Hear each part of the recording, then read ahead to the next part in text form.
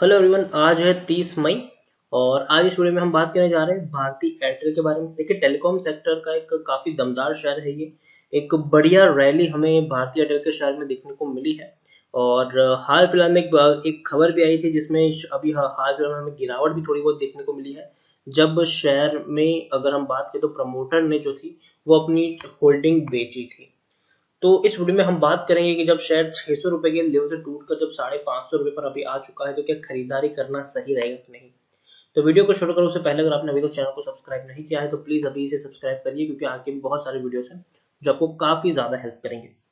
तो चलिए शुरू करते हैं। तो जैसे कि आप देख सकते हैं कि भारतीय एयरटेल का शेयर अभी 550 रुपए के ऊपर ट्रेड कर रहा है। एक महीने की बात करें तो 11 साढ़े 11% का बढ़िया ग्रोथ यहाँ पर है।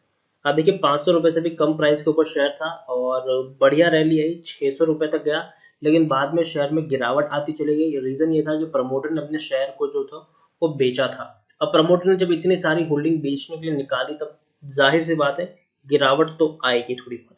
पिछले एक साल की हम बात करें तो एक साल में 63% का ग्रोथ है। आप देखिए शेयर कहाँ पर था। शेयर 300 350 रुपए के ऊपर ट्रेड कर रहा था पिछले साल के 10वें महीने में। अगर हम देखने की कोशिश करें तो तकरीबन 7 महीने पहले ही शेयर 350 के ऊपर था। बढ़िया बाउंस बैक किया, 565 रुपए पर गया, लेकिन कोविड-19 के चलते एक बहुत बड़ी गिरावट भी आई थी। 400 रुपए तक शेयर टूट गया, लेकिन अब वापस से शेयर एक बहुत बड़े लेवल पर गया, 600 रुपए तक का हाई बनाया और वापस थोड़ी बहुत गिरावट जरूर देखने को मिली है। पिछले 3 साल में अगर हम देखेंगे तो भारतीय एयरटेल में 61% का ग्रोथ है। इस बीच देखिए 260 रुपए तक भी शेयर टूट गया था। लेकिन बाद में बढ़िया रैली देखने को मिली है। आप खुद देखिए कि कितनी बड़ी रैली है ये, और उसका रीजन भी है। कोविड-19 की वजह से अगर हम देखें तो टेलीकॉम सेक्टर का फायदा पहुंचा है। अगर आप यहाँ पर हम अगर हम यहाँ पर बात करें तो आप देख सकते हैं कि दिक्कत यहाँ पर ये हुई है कि पहले क्या था कि टेलीकॉम सेक्टर में काफी बड़ा गिरावट का दौर चल रहा था। लेकिन जैसे ही कोविड-19 आया तो बाकी सारे सेक्टर जो थे वो टूटना शुरू हुए, क्योंकि उनका बिजनेस कोविड-19 की वजह से चल नहीं रहा था। लॉकडाउन की वजह से उनके जो सेल्स थे वो कम हो गए। लेकिन टेलीकॉम सेक्टर है, लॉकडाउन में ये शेयर और ज्यादा ऊपर बढ़ गया, क्योंकि लॉकडाउन में लोग काफी ज्यादा कंज्यूम कर रहे, चाहे वो डेटा की बात हो या फिर टेलीफोन करने की बात हो, तो लोग काफी ज्यादा कंज्यूम कर रहे थे डेटा। और इसीलिए शेयर में एक बहुत बड़ी हमें रैली भी देखने को मिली है। देखिए, लार्ज कैप स्टॉक है तकरीबन 3 लाख करोड़ के आसपास का इसका मार्केट कैप है। एनएससी में देखें तो तकरीबन तकरीबन 5.5 करोड़ जितना इसका वॉल्यूम ट्रेड हमें देखने को मिला है। शेयर होल्डिंग की बात करेंगे तो आप देखिए प्रमोटर की होल्डिंग कांस्टेंट है, लेकिन उसको छोड़कर एफआईएस ने होल्डिंग बढ़ाई है, म्यूचुअल फंड ने भी होल्डिंग बढ़ाई है, इंश्योरेंस कंपनी ने भी होल्डिंग बढ़ाई है। अगर पिछले क्वार्टर से कंपेयर करेंगे तो जो पहले एफआईएस की होल्डिंग 19.35% थी, अब वो 20.29% है। म्यूचुअल फंड के पास जो पहले 10.01% की होल्डिंग है वो 10.57% की होल्डिंग है। इंश्योरेंस कंपनी के पास जो पहले 4.72% की होल्डिंग है, अब वो 4.86% की होल्डिंग है। यहाँ पर देखिए प्रमोटर कौन है, भारतीय टेलीकॉम लिमिटेड है, जिनके पास 38.79% की होल्डिंग है। प्रमोटर के द्वारा एक भी शेयर गिरवी नहीं है। 38 म्यूचुअल फंड स्कीम ने अपना पैसा लगाया है। 932 एफआईज भी यहाँ पर इन्वेस्टेड है।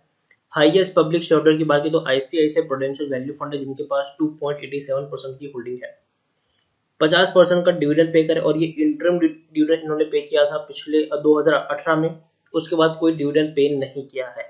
तो 2018 में लास्ट डिविडेंड पे किया था, 2019 में कोई डिविडेंड पे नहीं हुआ है। जो गिरावट आई थी वो रीजन ये था कि प्रमोटर सेल 2.75% स्टेक इन भारतीय एयरटेल, और तकरीबन तकरीबन 8,433 करोड़ रुपए प्रमोटर ने जुटाए थे।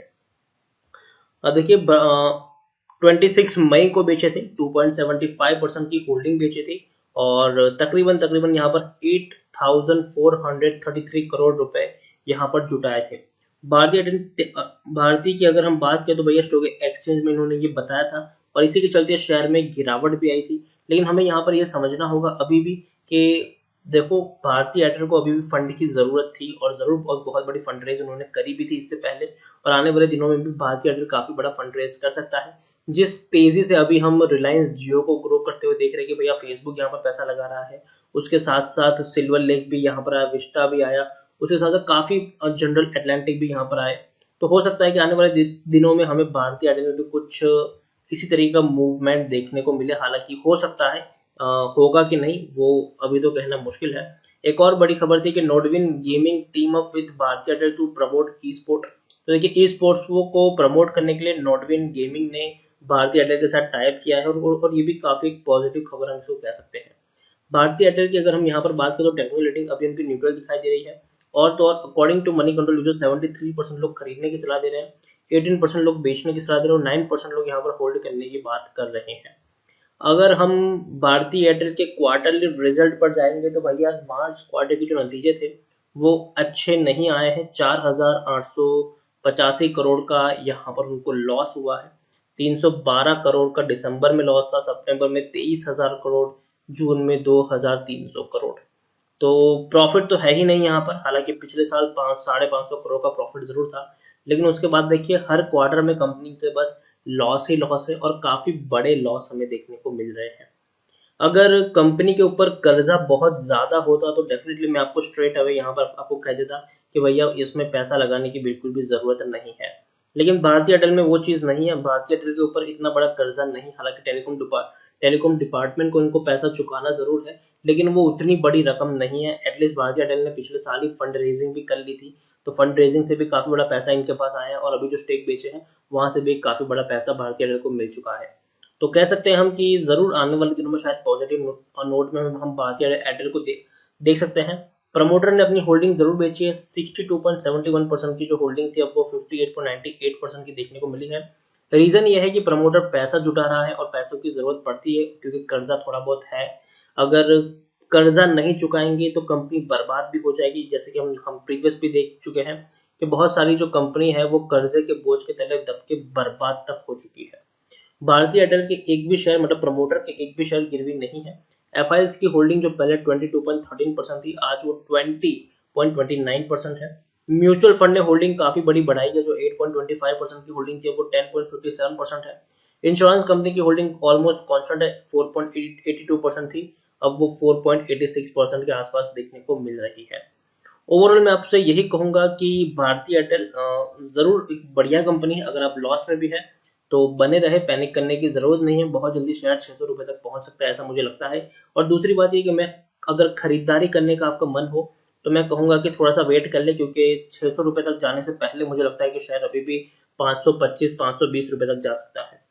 तो मैं यही कहूंगा कि जल्दबाजी मत करिए अभी खरीदारी करने के लिए, लेकिन हाँ शेयर लॉन्ग टर्म में 600 रुपए का टारगेट जरूर आपको क्रॉस करता हुआ दिखेगा, लेकिन शॉर्ट टर्म में 520 रुपए तक भी पहुंचता हुआ ये शायद आपको दिखाई दे सकता है। तो बाकी मर्जी आपकी है, खरीदारी करना है कि नहीं उसका डिसीजन आप ही का होना चाहिए। करूंगा अगर आपको वीडियो पसंद आया हो तो प्लीज इसे लाइक करें, शेयर करें। चैनल पर पहली बार आए तो प्लीज सब्सक्राइब करें और भारतीय एयरटेल के बारे में आप क्या सोचते हैं वो भी आप मुझे कमेंट में लिख कर बता सकते हैं। Thank you.